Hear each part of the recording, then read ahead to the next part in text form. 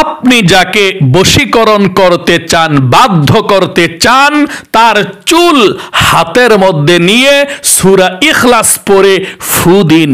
সে আপনাকে পাগলের মতো ভালোবাসবে, আপনার কথায় উঠবে আর বসবে, আপনি যা বলবেন তাই সে শুনবে এবং আপনাকে মন থেকে ভালোবাসবে। তাই যদি আপনি কাউকে বশীকরণ করতে চান, বাধ্য করতে চান, অবশ্যই আজকের এই সহজ আমলটি করবেন। শুধুমাত্র সূরা ইখলাস কুল হুয়াল্লাহ সূরাটা পড়ে তার চুলের মধ্যে আপনি ফু দিন, ইনশাআল্লাহ 100% কাজ হবে। এই আমলটি খুবই গুরুত্বপূর্ণ এবং খুবই শক্তিশালী আমল। তাই আপনাদেরকে আমি বলবো মনোযোগ সহকারে এই ভিডিওটা দেখে আপনি কিভাবে চুলের মধ্যে সূরা ইখলাস পড়ে ফু দিবেন এবং ফু দেওয়ার পর চুলটাকে আপনি কি করবেন সেটা বলে দেব। নিয়ম কানুনটা জানার জন্যে সম্পূর্ণ ভিডিওটা মনোযোগ সহকারে দেখার জন্যে অনুরোধ করব আপনাদেরকে। প্রিয় দিনী ভাই এবং বোনেরা, অনেক সময় দেখা যায় যে আমাদের ঘরের মানুষ, আমাদের আপনজন যারা আমাদেরকে ভালোবাসে না, আমাদের কথা শোনে না, আমাদেরকে খারাপ মনে করে, অন্য মানুষকে ভালো মনে করে, তাদের মনের মধ্যে আমাদের ভালোবাসা, আমাদের মন মানসিকতা কোনো কিছুই থাকে না, কথাও শোনে না। ওই সময় কিন্তু আপনারা বশীকরণ করতে চান, বাধ্য করতে চান, এদিক সেদিক ছুটে বেড়ান, টাকা পয়সা দিয়ে কোনো কাজ আপনাদের হয় না। আমি আপনাদেরকে বলবো কোরআনুল কারিমের কিন্তু অনেক অনেক শক্তি। এই কোরআনুল কারিমের আমল করেন, টাকা লাগবে না, পয়সা লাগবে না, কোরআন শরীফ পড়ে আপনি ফু দিবেন চুলের মধ্যে, ইনশাআল্লাহ কাজ হবে এবং সওয়াবত হবে। আল্লাহ তাআলা সকল সমস্যার সমাধান রেখে দিয়েছেন পবিত্র কোরআনুল কারীমের মধ্যে। আল্লাহ বলেন, ওয়া নুনাজ্জিলু মিনাল কুরআনি মা হুয়া শিফাউ ওয়া রাহমাতুল লিল মুমিনিন। পবিত্র কোরআনুল কারীমের মধ্যে যা কিছু আমি নাজিল করি, আল্লাহ বলেন প্রত্যেকটি রোগের শাফা, ঔষধ, চিকিৎসা, ওয়া রাহমাতুল লিল মুমিনিন, এবং মুমিনদের জন্য রহমত। সকলে বলি সুবহানাল্লাহ। সব সমস্যার সমাধান দিতে পারে আল কোরআন। কোরআনুল কারীমের অন্যতম একটি সূরা, শ্রেষ্ঠ একটি সূরা সূরাতুল ইখলাস। আপনি যদি মন থেকে আজকের এই আমলটি করতে পারেন, কপাল খুলে যাবে। হাজার হাজার টাকা দিয়ে, লক্ষ লক্ষ টাকা দিয়ে যেই কাজ আপনি করতে পারেন না, সেই কাজও সম্ভব হয়ে যাবে আপনার। মানে মোট কথা, যাকে বশীকরণ করতে চাচ্ছেন তাকে আপনি বশীকরণ করতে পারবেন, তার ভালোবাসা আপনি আদায় করতে পারবেন এই আমলটি করে, তাকে কথা শোনাতে পারবেন। সূরা ইখলাসের কিন্তু অনেক পাওয়ার। আল্লাহ রাব্বুল আলামিন পবিত্র কোরআনুল কারীমের মধ্যে আল্লাহর পরিচয় যত জায়গাতে তুলে ধরেছেন, সব থেকে সুন্দর করে সূরা ইখলাসের মধ্যে তুলে ধরেছেন। কাফের মুশরিকরা আরবের আল্লাহর রাসূলকে বলতে লাগলেন, ও মুহাম্মদ, আল্লাহর মাকে, আল্লাহর বাবাকে, আল্লাহকে কে জন্ম দিয়েছে? আল্লাহ কার ঘরে হয়েছে? আল্লাহর ভাই বোনকে? আল্লাহ কোথায় আছে? কয়জন আল্লাহ আছে? আল্লাহ রাব্বুল আলামিন বলেন, হাবিবি, কাফের মুশরিকদের প্রতি উত্তরে আপনি বলে দিন, আমি পবিত্র কোরআনুল কারীমের সূরাতুল ইখলাস নাজিল করে দিলাম, আপনি তাদেরকে সূরাতুল ইখলাস পড়ে শোনান। আল্লাহ বলেন সূরাতুল ইখলাসের মধ্যে, কুল হুয়াল্লাহু আহাদ। আল্লাহ বলেন, নবী হে, আপনি কাফের মুশরিকদেরকে বলুন আল্লাহ এক, কুল হুয়াল্লাহু আহাদ। আল্লাহুস সামাদ, আপনি বলুন আল্লাহ অমুখাপেক্ষী, আল্লাহ রাব্বুল আলামিন কারো কাছে কোনো কিছুর প্রয়োজন নাই। আল্লাহর খাবারের প্রয়োজন নাই, পোশাকেরও প্রয়োজন নাই, আল্লাহর কোনো কিছুর টাকারও প্রয়োজন নাই, সাহায্য সহযোগিতার প্রয়োজন নাই। মানুষ আমরা দুনিয়ার মধ্যে বিপদের মধ্যে পড়লে এদিক সেদিক ছুটে যায়, কত কিছুর প্রয়োজন আমাদের হয়। আল্লাহ রাব্বুল আলামিন বলেন আল্লাহুস সামাদ, নবী হে আপনি কাফের মুশরিকদেরকে বলুন আমি আল্লাহ রাব্বুল আলামিনের কোনো কিছুর প্রয়োজন নাই। লাম ইয়ালিদ ওয়া লাম ইউলাদ, আল্লাহ রাব্বুল আলামিন কাউকে জন্ম দেয় না, মানে আল্লাহ কাউকে পৃথিবীর মধ্যে জন্ম দিয়ে পাঠায় নাই, আল্লাহ বিবাহ করে নাই। ওয়ালাম ইয়াকুল্লাহু কুফুয়ান আহাদ, আল্লাহ বলেন এবং আল্লাহ রাব্বুল আলামিনও কারো কাছ থেকে জন্ম নেয় না, আল্লাহ কাউকে জন্ম দেয় না এবং আল্লাহও কারো কাছ থেকে জন্ম নেয় না। তার মানে আল্লাহ রাব্বুল আলামিনের মা নাই, আল্লাহর বাবা নাই, আল্লাহর ছেলে মেয়ে স্ত্রী পরিবার পরিজন কেউ নাই। এত সুন্দর করে আল্লাহ রাব্বুল আলামিন সূরাতুল ইখলাসের মধ্যে আল্লাহর পরিচয়টা তুলে ধরেছেন। আল্লাহু আকবার।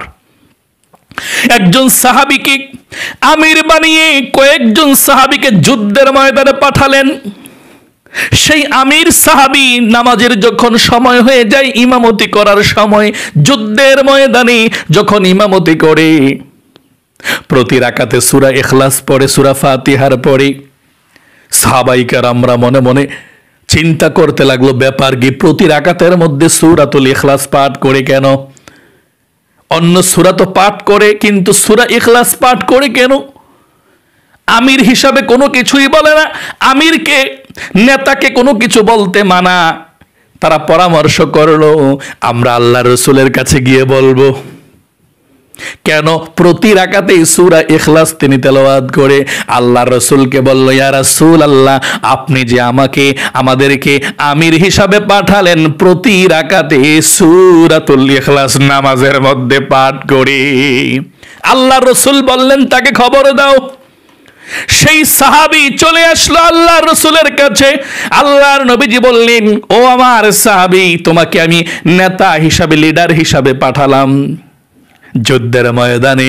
আচ্ছা বলো তো দেখি, তুমি যখন নামাজ আদায় করো কেন প্রতি রাকাতে সূরা ইখলাস পাঠ করো? অন্য সূরা কি তুমি পারো না নাকি? সেই ব্যক্তি বলল, ইয়া রাসূলুল্লাহ আমি অন্য সূরাও পারি, কিন্তু সূরাতুল ইখলাসকে আমি প্রচন্ড প্রকারে ভালোবাসি। এই সূরাতুল ইখলাসকে ভালোবাসি বলি তো আমি এই সূরাতুল ইখলাস প্রতি রাকাতের মধ্যে পাঠ করি। সকলে বলে সুবহানাল্লাহ। আল্লাহর রাসূল সেই সাহাবীকে বাধা দিলেন না। সেই সাহাবীকে আল্লাহ রাসূল বললেন, ও আমার সাহাবী, মনে রাখো, মনে রেখো, এই সূরাতুল ইখলাসকে যে তুমি ভালোবেসে পড়ো, এত সুন্দর পরিচয় আল্লাহ তাআলার আছে, এই জন্যে ভালোবাসো। ওই সাহাবী বলল, ইয়া রাসূলুল্লাহ আমি এই জন্যে ভালোবাসি, পবিত্র কোরআনুল কারীমের মধ্যে আল্লাহর পরিচয় আল্লাহ সব থেকে সুন্দর করে সূরাতুল ইখলাসের মধ্যে বলে দিয়েছেন, এই জন্যে আমি সূরাতুল ইখলাসকে ভালোবাসি। আল্লাহ রাসূল বললেন, তোমার এই ভালোবাসা, ইখলাসের ভালোবাসা, তোমাকে আল্লাহ রাব্বুল আলামিনের নূরের জান্নাতের মধ্যে পৌঁছে দিবে। সকলে বলি সুবহানাল্লাহ। এই সূরাতুল ইখলাস একবার পাঠ করলে 10 সিপারা কোরআন শরীফ পড়ার সওয়াব হয়ে যায়। 3 বার পাঠ করলে পূর্ণ 1 খতম কোরআন শরীফের সওয়াব হয়ে যায়। এই সূরাতুল ইখলাস যদি কোনো ব্যক্তি 10 বার পড়ে, জান্নাতে একটা প্রাসাদ হয়ে যায়। এই জন্যে সূরাতুল ইখলাসের অনেক ফজিলত। আপনি যে নিয়ত করে পড়বেন সেই নিয়ত আল্লাহ পূরণ করবেন ইনশাআল্লাহ। আজকের এই আমলটি আপনি যে কারো যাকে বশীকরণ করতে চাচ্ছেন, বাধ্য করতে চাচ্ছেন, তার চুল আপনি হাতের মধ্যে নিয়ে আপনি সূরাতুল ইখলাস একটি নিয়মে পড়ে ফু দিন, ইনশাআল্লাহ সে 100% গ্যারান্টি আপনার আমলে কাজ হবে, যদি সঠিকভাবে আপনি আমলটি করতে পারেন। তাহলে চলুন আমি এক্ষুনি আপনাদেরকে আমলটা শিখিয়ে দিচ্ছি, নিয়ম কানুনটা, এভাবে আপনি আমলটি করবেন ইনশাআল্লাহ। আমলটি আপনি দিনেও করতে পারবেন, রাতেও করতে পারবেন, কোনো সমস্যা নাই। পুরুষও পারবেন, মহিলাও পারবেন। তবে সাবধান, একটি সতর্ক বার্তা দিচ্ছি আপনাদেরকে, সাবধান, নাজায়েজ ক্ষেত্রে এই আমলটি কখনো ব্যবহার করবেন না। যেই ভালোবাসাগুলো জায়েজ, এই ভালোবাসার ক্ষেত্রে আপনি আমলটি করতে পারেন। আপনার স্বামীর জন্যে, স্ত্রীর জন্যে, ছেলে সন্তানের জন্যে, যাতে করে মা বাবার প্রতি তার ভক্তি থাকে এবং মা বাবার কথা শোনে। মানে আপনি বশীকরণ করতে চাচ্ছেন, যেই কোনো মানুষ, যেটা ভালোবাসা জায়েজ, উদ্দেশ্য আপনার জায়েজ, ভালো, খারাপ কোনো উদ্দেশ্য না, এটা হলে আপনি করবেন ইনশাল্লাহ। আর খারাপ উদ্দেশ্য নিয়ে নাজায়েজ ভালোবাসার জন্যে এই আমলটি করবেন না, আপনার ক্ষতি হবে। কিন্তু খুবই পাওয়ারফুল কিন্তু এই আমলটি। আচ্ছা, তাহলে কিভাবে আমলটি করবেন?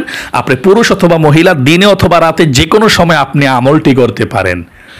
সর্বপ্রথম আপনি 1 নম্বরে সুন্দর করে ওযু করবেন। ওযুর শুরুতে আপনি বিসমিল্লাহির রহমানির রহিম পড়বেন।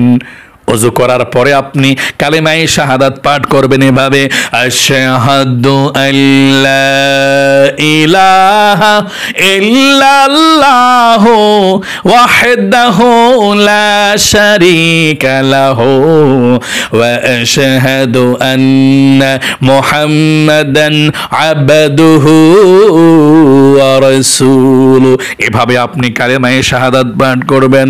তারপরে পবিত্র একটি জায়গাতে বসে যাবেন। যাকে আপনি বশীকরণ করতে চাচ্ছেন, তার চুল, একটু চুল প্রয়োজন, তার মাথার চুল যেটা অবশিষ্ট, আপনি যেটা চিরুনির সাথে এসে যায়, অথবা মাথার চুল, তার শরীরের যে কোনো অঙ্গের চুল হলেই চলে। হ্যাঁ, মাথার চুল হলে সবচেয়ে বেশি ভালো হয়, যেটা চিরুনির সাথে উঠে যায়, একটু চুল হলে হয়। আচ্ছা, চুলটাকে আপনি আপনার হাতের মাঝখানে রাখবেন। চুলটাকে ডান হাতের মাঝখানে আপনি এভাবে রাখবেন। রেখে সর্বপ্রথম 1 নম্বরে আপনি 3 বার ইস্তিগফার পাঠ করবেন এভাবে, এক শ্বাসে একবার, আস্তাগফিরুল্লাহ আস্তাগফিরুল্লাহ আস্তাগফিরুল্লাহ। এভাবে আপনি 3 বার ইস্তিগফার পড়বেন 1 নম্বরে। চুলটা ডান হাতের মধ্যেই থাকবে।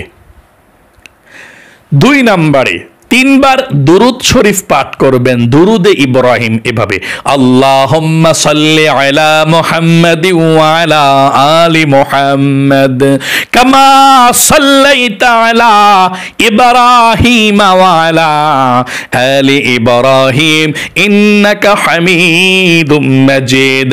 আল্লাহুম্মা বারিক আলা মুহাম্মাদি ওয়া আলা আলি মুহাম্মাদ কামা باركت على إبراهيم وعلى آل إبراهيم إنك حميد مجيد।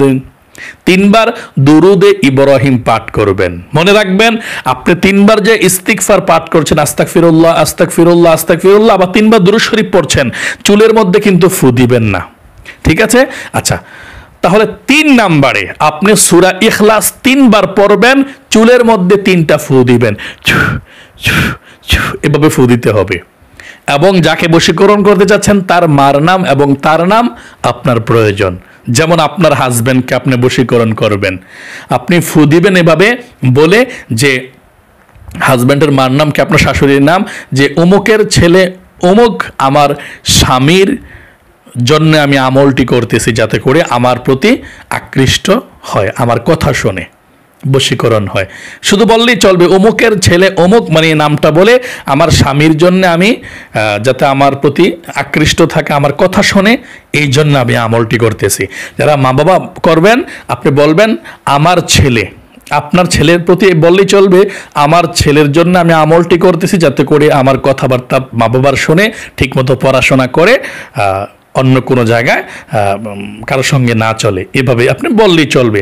আল্লাহ তাআলা সবই জানে, আপনি যে উদ্দেশ্য করবেন উদ্দেশ্য অনুযায়ী আপনি একটু বললেই কাজ হয়ে যাবে ইনশাআল্লাহ। তাহলে আপনি সূরা ইখলাস 3 বার পড়বেন এভাবে, একবার পড়ে চুলের মধ্যে একটি ফু দিবেন এভাবে, বিসমিল্লাহির রহমানির রহিম, কুল হুয়াল্লাহু আহাদ আল্লাহুস সামাদ লাম ইয়ালিদ ওয়া লাম ইউলাদ ওয়া লাম ইয়াকুল লাহু কুফুয়ান আহাদ। এখন চুলের মধ্যে ফু দিবেন, একটা ফু, আবার সূরা ইখলাস একবার পড়বেন পয়রা, আরেকটা ফু, আবার সূরা ইখলাস একবার পড়বেন পয়রা, আরেকটা ফু, 3টা ফু হলো। এখন আবার দুরুদে ইব্রাহিম নামাজের দুরুদরা আপনি 4 নম্বরে নামাজের দুরুদরা আবার 3 বার পড়বেন পয়রা, ওই প্রথমের মতো 3 বার পয়রা আবার 2টা ফু দিবেন, এ 5টা ফু হলো। কয়টা ফু হলো? 5টা ফু। আপনার চুলটা পড়া হয়ে গেল। এখন চুলটাকে আপনি আপনার ঘরের পাশে বা বাড়ির পাশে যেখানেই হোক একটু মাটির নিচে রেখে দিবেন, আপনি একটু মাটি করে মাটির নিচে রেখে দিবেন, যাতে করে চুলটা মাটির নিচেই থাকে। তাহলে ইনশাল্লাহ আপনার প্রতি আকৃষ্ট থাকবে, সে প্রচুর আপনার কথা শুনবে, আপনার প্রতি ভক্ত থাকবে এবং ঝগড়া ফাসাদ আর ঘরের মধ্যে হবে না ইনশাল্লাহ। আল্লাহর কোরআনের শক্তিতে আল্লাহ তাআলা আপনার মনের আশা পূরণ করবে। যাকে বশীকরণ করতে চাচ্ছেন সে আপনার বশ হবে, আপনি যা বলবেন তাই শুনবে ইনশাল্লাহ। আমি আবারও সংক্ষিপ্তভাবে আমলটির কথা বলে দিচ্ছি। আপনি সর্বপ্রথম ওযু করে 1 নম্বরে 3 বার ইস্তিগফার, আস্তাগফিরুল্লাহ আস্তাগফিরুল্লাহ আস্তাগফিরুল্লাহ। 2 নম্বরে 3 বার দুরুদ শরীফ, নামাজের দুরুদ ইব্রাহিমটা। 3 নম্বরে আপনি 3 বার সূরা ইখলাস পড়বেন, 3টা ফু দিবেন, একবার পরে একটা ফু, আরেকবার পরে একটা ফু, আরেকবার পরে একটা ফু। ফু দেওয়ার পূর্বে আপনি বলবেন, আল্লাহ যার জন্য আমলটা করতেছেন তার মার নাম এবং তার নাম নিয়ে বলবেন, তাকে আমি বশীকরণ করার জন্য আমলটা করতেছি। এভাবে আপনি বলবেন। তারপর 3টা ফু দিবেন, 3 বার সূরা ইখলাস পড়ে, একটা করে পয়রা। 4 নম্বরে আবার আপনি দুরুদ শরীফ 3 বার পড়বেন প্রথমের মতো পয়রা, আরো 2টা ফু দিবেন, 5টা ফু হয়ে যাবে। এখন এই চুলটাকে আপনি নিয়ে মাটির নিচে রেখে দিবেন। মাটিটা একটু করে একটু নিচে হলেই চলে, মাটির নিচে আপনি রেখে দিবেন যাতে মাটির নিচে চুলটা থাকে ইনশাআল্লাহ। আল্লাহ তাআলা কবুল করবে, আপনার মনের আশা পূরণ করবে। যাকে বশীকরণ করতে চাচ্ছেন ইনশাআল্লাহ সে বশীকরণ হবে। এটি খুবই শক্তিশালী একটি আমল, বশ করার জন্য, বাধ্য করার জন্য। আমলটি করে উপকৃত হন। যারা অনুমতি চাইবেন যে হুজুর আমি অনুমতি চাই, কতজন কমেন্টসের মধ্যে লেখে অনুমতি দেওয়ার জন্য। আপনাদেরা অনুমতি চাইতে হবে না। যদি আপনারা কমেন্ট বক্সের মধ্যে নবীজির উপরে একবার দুরূদ শরীফ লেখেন তাহলে অনুমতি পেয়ে যাবেন। আমার কাছে আর অনুমতি চাইতে হবে না। আপনারা অনুমতি পেয়ে গেলেন, আপনি আমলটি করতে পারেন ইনশাআল্লাহ। আমি অনুমতি দিয়ে দিলাম। তবে কমেন্ট বক্সের মধ্যে লিখবেন সাল্লাল্লাহু আলাইহি ওয়াসাল্লাম। নবীজির প্রতি একবার দুরূদ শরীফ লিখবেন, আর কি সাল্লাল্লাহু আলাইহি ওয়াসাল্লাম লিখলেই আপনি অনুমতি পেয়ে গেলেন। আপনি আমলটি একটিবার হলেও করুন, ইনশাআল্লাহ উপকৃত হবেন। এটি খুব শক্তিশালী এবং খুব ভালো একটি আমল বশীকরণ করার জন্য। আল্লাহ আপনার মনের আশা পূরণ করুক, আপনার পরিবার সংসারে শান্তি দেখ, জীবনের অশান্তিগুলোকে দূর করুক এবং যে ভালোবাসাগুলো জায়েজ সকলকে নিয়ে সুখে শান্তিতে থাকতে পারেন। সবাই যাতে আপনার মর্যাদা দেয়, আপনার ইজ্জত সম্মান দেয়, আপনার কথা শুনে। আল্লাহ কবুল করুক। সকলে কমেন্ট বক্সের মধ্যে লিখবেন আমিন এবং ভিডিওতে একটি লাইক দিবেন। যারা কমেন্ট বক্সের মধ্যে আমি লিখেছেন, ভিডিওতে একটি লাইক দিয়েছেন, আল্লাহ তাদের জন্য দোয়া করছে মন থেকে। ও আল্লাহ, এই 2টি হাত দিয়ে খানায় কাবাকে স্পর্শ করেছে, উঠিয়ে বলছি তোমার বান্দা বান্দিরা যারা ভালো উদ্দেশ্যে আমলটি করবে আল্লাহ কবুল করো, মঞ্জুর করো। আল্লাহ তাদের জীবনের কষ্টগুলোকে দূর করে দাও আল্লাহ। আল্লাহুম্মা আমিন। আজ এই পর্যন্তই, আবারও অন্য কোনো ভিডিওতে দেখা হবে ইনশাআল্লাহ। সেই পর্যন্ত আপনাদের সকলের সুস্বাস্থ্য আল্লাহর কাছে কামনা করে আজ এখানে বিদায় নিচ্ছি। আসসালামু আলাইকুম ওয়া রাহমাতুল্লাহি ওয়া বারাকাতুহু।